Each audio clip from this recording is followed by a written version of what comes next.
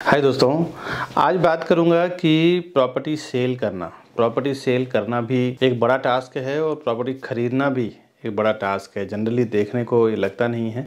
तो प्रॉपर्टी में ऐसे कुछ ट्रिक्स हैं जिसमें सेल करना आसान हो जाए, वो आज हम जानेंगे। कि देखिए, पहली बात तो ना, प्रॉपर्टी जब आप बेचने निकलते हो तो सबसे पहले तो ये डिसाइड कर लो कि प्रॉपर्टी जब आप किसी को बेचते हो तो वाया ब्रोकर के थ्रू ही आप बेचो। देखिए, आप कहीं भी हैं, मुंबई, कलकत्ता, दिल्ली, चेन्नई, कहीं पे भी हैं, लेकिन फर्स्ट थिंग्स आपको ये याद रखना चाहिए कि प्रॉपर्टी जब आप बेचने निकलते हो ना, तो बेचने के लिए भी बहुत सारे लीगल टर्म्स और कंडीशंस होते हैं। तो जब ये लीगल टर्म्स और कंडीशन होते हैं तो बहुत सारी चीजें आपको खुद को पता नहीं होता, क्योंकि आप रोज इस काम को नहीं करते। और जो रोज इस काम को करता है ना, वो एकदम से प्रोफेशनल होता है। एक बात आपको समझना पड़ेगा कि जो आदमी किसी काम में पर्टिकुलर प्रोफेशनल है ना, तो वो हर चीज की उसके आगे पीछे की जानकारी रखता है, क्योंकि वो रोज काम करता है। आप कभी कभार अपने जीवन में 2 बार, 4 बार, 5 बार, पूरे 100 साल, 80 साल के जीवन में प्रॉपर्टी खरीदते बेचते हैं। लेकिन एक जो डीलर होता है, एक जो ब्रोकर होता है, उसको ना इतना नॉलेज हो जाता है कि वो हर महीने 2, 4, 5, 10, 20 प्रॉपर्टी को बेचता है और खरीदता है। तो सबसे पहले प्रॉपर्टी आप किसी भी डीलर या ब्रोकर के थ्रू बेचिए या खरीदिए।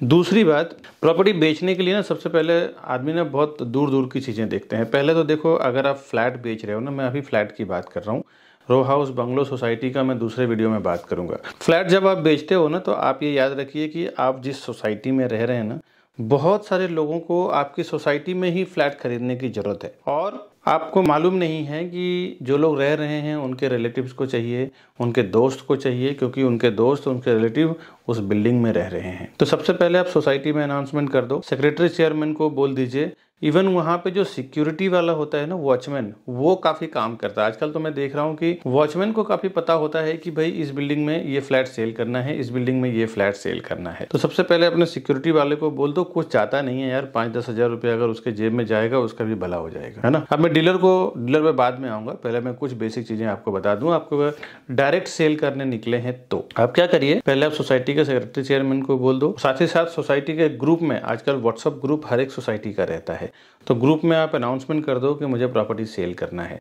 आप देखेंगे आपके सोसाइटी में पहली बात बायर मिल जाएंगे। दूसरा, और काफ़ी सारे पोर्टल्स हैं। तीसरा, थर्ड थिंग्स मैं आपको बता दूं, जो ऑटोमेटिक लेवल पे आपका प्रॉपर्टी सेल कर देते हैं। इसमें क्या करिए ना, आपके आसपास के जितने डीलर हैं, ब्रोकर हैं, उनको जाके बोल दो। अब एक यहाँ पे मुसीबत क्या आ जाती है कि डीलर से लोग ना इसलिए पीछे हटते हैं क्योंकि यार वहाँ ब्रोकरेज लग जाएगा।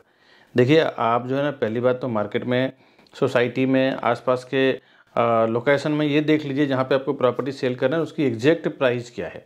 आप प्रॉपर्टी ज़्यादा बोलेंगे तो कुछ फर्क नहीं पड़ेगा। फर्क क्या पड़ता है, देखिए, जब आप स्टार्ट में प्रॉपर्टी बेचने निकलते हैं ना, तो होता क्या है कि प्रॉपर्टी बेचने निकलते हैं तो आपको लगता है कि बहुत ज़्यादा भाव मिल जाएगा। मैंने कई ऐसे बायर को देखा है कि स्टार्ट में प्रॉपर्टी बेचने निकलते हैं तो 1 करोड़ की प्रॉपर्टी वो प्रिटेंड करते हैं 1 करोड़ 20 लाख में बेचना है। फिर जब प्रॉपर्टी 3 महीना, 4 महीना नहीं बिकती है तो 1 करोड़ 10 लाख पे आते हैं। फिर 4 महीना नहीं बिकती है तो भी फिर प्रॉपर प्राइस में आते हैं। फिर अगर उनको अर्जेंट जरूरत होता है ना, तो फिर वो 4 महीने के बाद मालूम पड़ता 10-10 लाख रुपए कम में भी बेच के चले जाते हैं। तो सबसे पहले तो आप ये समझ लीजिए कि आपके प्रॉपर्टी का रियल वैल्यू क्या है ना, वो सबसे पहले आप पता करिए आपके आसपास के एनवायरनमेंट में, जहाँ पे भी आपका फ्लैट है। उसके बाद फिर ऑनलाइन ज़्यादा आप महंगा मत डालिए, 1-2 लाख रुपए, क्योंकि वहाँ पे आपको डायरेक्ट कस्टमर मिल जाते हैं। और पहली बात तो आप डायरेक्ट बेचना ही मत। बेचेंगे तो आपका पूरा हेडेक रहता है, बर्डन रहता है। किस टाइम पे एमओयू बनाना चाहिए, किस टाइम पे रजिस्ट्रेशन करना चाहिए, कैसे ब्लैक व्हाइट का पेमेंट लेन देन होता है, किस टाइम पे क्या करना है। आप अगर एकदम से प्रोफेशनल है तो बात अलग है, नहीं तो फिर आप किसी प्रोफेशनल को साथ में रखिए। अच्छा, एक बात। दूसरी बात, जब आप डीलर के थ्रू बेचते हैं ना, तो आप अपना नुकसान कभी मत करिए। समझ लीजिए कि आपको 2 करोड़ की प्रॉपर्टी बेचना है और डीलर को कितना देना है, अगर 1% आप देते हैं तो 2 लाख रुपए देना है ना। तो आप क्या करिए, 2 करोड़ 5 लाख रुपए उसको बोलिए, मुझे 2 करोड़ 5 लाख रुपए में प्रॉपर्टी बेचना है, उससे कम में नहीं बेचना है। 2 करोड़ 5 लाख आप बोलेंगे तो 2 करोड़ 2 लाख तक वो सेल होगा। और आप अपना नुकसान तो कभी मत करिए। जो एक्चुअल प्राइस है वो आप पकड़ के बैठिए, बोलिए कि भाई तू मुझे 2 करोड़ 2 लाख रुपए में 2 लाख रुपए तुम ब्रोकरेज ले लो और 2 करोड़ रुपए मेरे हाथ में चाहिए। इसमें क्या होगा दोस्तों कि आप ज़्यादा से ज़्यादा रीच करेंगे ना, तो 50 लोगों, 100 लोगों को तक रीच करेंगे। लेकिन एक जो डीलर होता है ना, उसकी अपनी एक नेटवर्क होती है, और ज़्यादा ब्रोकर्स का और ज़्यादा डीलर्स का और ज़्यादा कस्टमर्स का, क्योंकि वो सालों से उसी काम को कर रहे हैं। तो आपके पास 250-100 लोग होंगे प्रॉपर्टी खरीदने वाले, उनके पास 2000, 5000, 10,000 लोग होंगे। अब होता क्या है ना कि एक चीज़ जो बिकने वाली है, अगर उसको 50 लोग देख रहे हैं तो हो सकता है कि वो प्रॉपर्टी को सेल करने वाले में 6 महीना साल भर लग जाए। लेकिन अगर 10,000 लोग, 5,000 लोग, 2,000 लोग देख रहे हैं और 50 लोग देखने आ रहे हैं, हो सकता है उसी में से एक लोग क्लिक हो जाए। जितने ज़्यादा लोगों तक आपका ये प्रॉपर्टी रीच होगा ना, उतने जल्दी चांसेस बढ़ जाता है कि आपका प्रॉपर्टी सेल होने का, है ना। तो और घर से आपका कुछ भी नुकसान नहीं करना है। आप डीलर को बोल दीजिए कि मुझे 2 करोड़ 2 लाख रुपए चाहिए।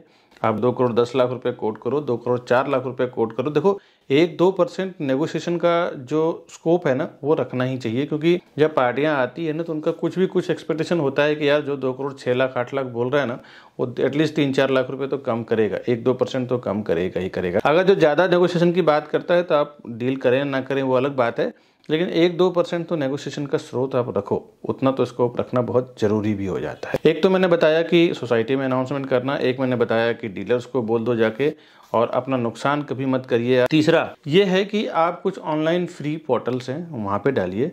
और एक बार बता दूं कि कुछ पोर्टल्स ऐसे हैं जो मैं नाम नहीं लेना चाहता हूँ वीडियो में, नहीं तो नेगेटिव इफेक्ट आएगा, कि वहाँ पे ना ये कहा जाता है कि आपको 10% प्राइस बढ़ा के दोगे, आप उस पर लॉग इन करिए। देखिए ऐसे में कभी मत जाइए, क्योंकि कुछ होता नहीं है। प्रॉपर्टी जो खरीदने आता है ना दोस्तों, वो बहुत बुद्धिमान लोग होते हैं जिन्होंने करोड़ों रुपए जीवन में कमाया है।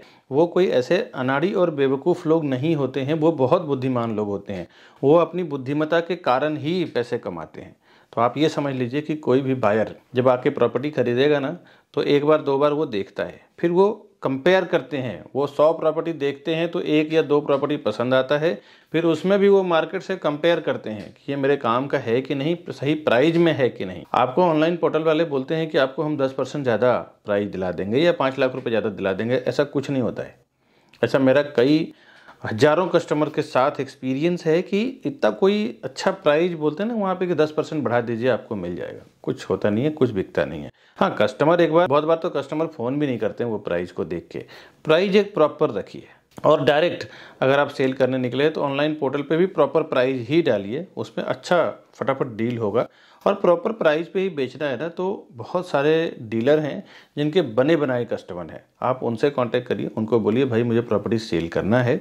अगर 1 करोड़ की प्रॉपर्टी है तो उनको 1 करोड़ 5 लाख का टारगेट कराइए और 1 करोड़ 1 लाख 2 लाख में डील कर लीजिए।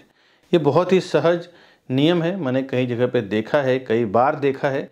इसके लिए मैंने आपको बता रहा हूँ, मेरा सालों का एक्सपीरियंस है। मैं प्रॉपर्टी में दोस्तों as a investor, buyer, seller, property dealer, channel partner, कई जगह मैंने कई लेवल पे मैंने काम किया है। तो ये सब एक्सपीरियंस मैं आपसे कुछ वीडियोस के जरिए शेयर कर रहा हूँ। वैसे भी मेरा प्रॉपर्टी प्लाजा विकास बरनवाल जो मेरा ये चैनल है, इस पे अलग अलग प्रॉपर्टीज़ के वीडियोस में मैं डालता रहता हूँ, तो आप वो जरूर देखिए। साथ ही साथ और क्या एक्टिविटीज़ आप कर सकते हैं, और आप ये रिलेटिव्स में फेसबुक पे डाल दीजिए। फेसबुक में आपके फ्रेंड सर्कल में ऐसे बहुत सारे लोग मिल जाएंगे आपको। जो इंस्टाग्राम पे आपका अगर प्रोफाइल है तो वहाँ पे आप कुछ पिक्चर्स और फोटो, एक फोटो टेक्स्ट के साथ काफ़ी है।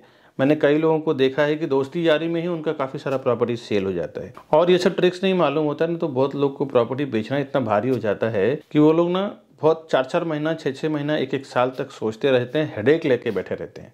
तो ये सब आप कभी मत करिए। और नए ट्रिक्स लेके आऊँगा मैं, कि अब मैं अगली बार बताऊँगा कि प्रॉपर्टी बिल्डर से खरीदने के लिए कितना पेशेंस रखना चाहिए, किस तरह से बात करना चाहिए, क्या ट्रिक्स से नेगोशिएशन करना चाहिए। इसके ऊपर मैं आगे आने वाले वीडियो में बात करूंगा, क्योंकि वीडियो काफ़ी लंबा हो जाता है दोस्तों। अभी नेक्स्ट वीडियो में मिलूंगा। अगर ये जो मैंने बताया है ना, ये ट्रिक्स अगर आपको फ़ायदा लग रहा है, अच्छा लग रहा है ना, तो आप अपने फ्रेंड्स और फैमिली में भी शेयर करिए, ताकि उनको अगर नहीं मालूम हो तो ये ट्रिक्स बहुत आसान हो जाएगा उनके लिए। और कमेंट्स करिए, लाइक करिए, हमारा उत्साह जरूर बढ़ाइए। ये चैनल को सब्सक्राइब करके रखिए, कभी कुछ अच्छे वीडियोस आपको हमेशा मिलता रहेगा, जो आप जीवन में कभी भी प्रॉपर्टी खरीदेंगे या बेचेंगे, आप किसी भी उम्र के हों, आपको हमेशा ये सारे वीडियोस काम आने वाले हैं दोस्तों। मिलूंगा नेक्स्ट वीडियो में, तब तक के लिए जय हिंद।